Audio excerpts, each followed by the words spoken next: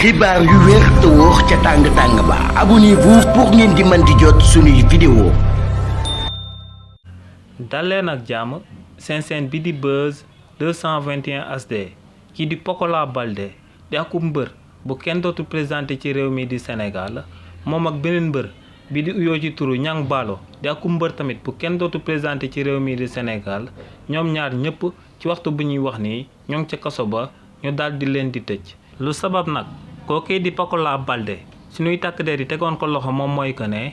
da doon jàppante bu métti moom ak benn takk der bi nga xam ne ci circulation bi la nekkoon. si li ni mel nag lañ tegee woon loxo kookee di Pokola Baldé daal di koy placé en garde à vue. si coow loolee nag kii di Pokola Baldé ginnaaw ba muy jàkkaarloog procureur de la république ba nekk ca Géejawaay kookee dafa joxe woon digal ngir ñu daal di jël kookee di Pokola Baldé daal di koy jébbal waa section de recherche bu nekk ca Kër Massar ndax ne Pokola Baldé daa am ci beneen dossier bi nga xam ne da cee daal di impliqué wu te waa section de recherche bu waa Kër Massar ñoom ñooy mëne enquête bi.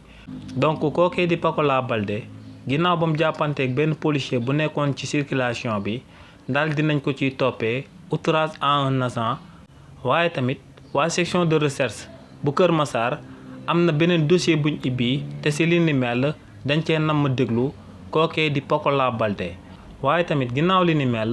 mbër mii di Niang Ballo ci semaine bi ñu génn daa yoroon otom di ko dawal waaye si li ni mel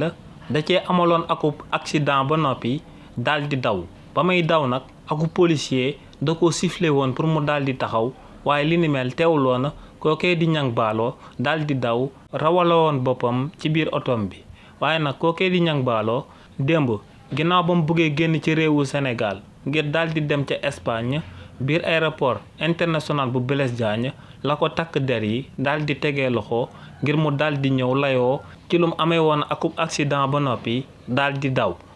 xibaar yu wér te wóor ca tàng ba abonnez-vous pour ngeen di mën di jot suñuy vidéo.